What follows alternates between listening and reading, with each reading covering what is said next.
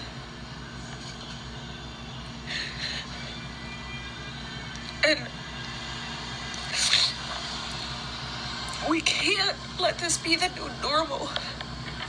This is not what this... Okay, wow. First of all, we're not talking about arbitrary lines in the sand. We're talking about concrete, meticulously established and built up and protected borders that designate the areas of every major country on Earth and throughout modern history. What even are we and what are countries without borders anyway? If we have no boundaries and no rules of entry and no security or vetting process, then we're just living in chaos. And it's like we're in the Wild Wild West all over again. And as for this crying bit she's doing here, it's really only one of two things. And either way, Milano is looking really bad. Either this is a performance of hers and it's also a bad one that's on par with her shitty TV career, and that would mean she's using these fake tears to try and get people to sympathize with her and manipulate us into backing her side. Well, it's either that or what I would actually consider worse is Alyssa might actually be really crying and breaking down here like a big baby, and she really might be that immature and unstable of a person. And really, if that's true, she clearly has no business having anything to do with this story then whatsoever. If you can't handle the details and you break down at the thought of what's about to go on here, then you're clearly not stable and smart and adult enough to be making judgment-based decisions about this situation. It's like going into a courtroom for a murder trial and leaving the verdict in the hands of a baby that's crying in the back corner. No, we don't do that because we have a judge and his team of other mature adults to handle these courtroom situation things. And in the case of Ice and this sting, we shouldn't be listening to some hysterical middle-aged woman who's past her prime and was a former child actor who also breaks down crying like a big baby day after day. No, we shouldn't be listening to her. We should be listening to people like President Donald J. Trump and ICE and this country's strong team of adult law enforcement workers who actually know what they're talking about, and they don't break down crying when thinking about serious things.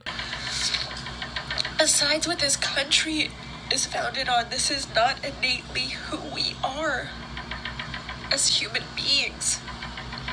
We've got to take inventory of this, of what's happening, and the humanitarian crisis at the border. Humanitarian crisis at the border? That's a funny way of saying we have thousands of criminals trying to break into our country and steal our shit every single day of the week. I'm sure if Alyssa had criminals breaking her windows and finding ways to sneak into her house to take things, well, that wouldn't be called a humanitarian crisis, that's for sure. And that's because Alyssa Milano and these other crazed liberals, they're only interested in helping and letting people into this country if they don't have to deal with them, and if they don't actually have to do any helping or paying or housing of these people themselves. Alyssa Milano probably has multiple houses in her family too, with many extra bedrooms out there. Surely she could take in a couple illegal immigrants, or maybe even 5 or 10 or more. Seriously, if she wants to let people into this country so much, why doesn't she start with her own homes and spending her own money to try and get that done first? That's a much better solution than going to us and making all of us normal, not rich, hardworking middle-class people, we're the ones who actually have to pay these bills and put up with the possible bad side effects. What do you guys think? Is Alyssa Milano breaking down? Can you believe this woman is a mother too? I would be changing my name and leaving town if this crazy lady was my mom, constantly crying on TV, embarrassing herself and her family, and also the Democratic Party should be embarrassed about this too. Comment your thoughts on everything below, and thanks for watching No Bullshit. Hit that like button if you enjoyed this video, and we'll see y'all next time.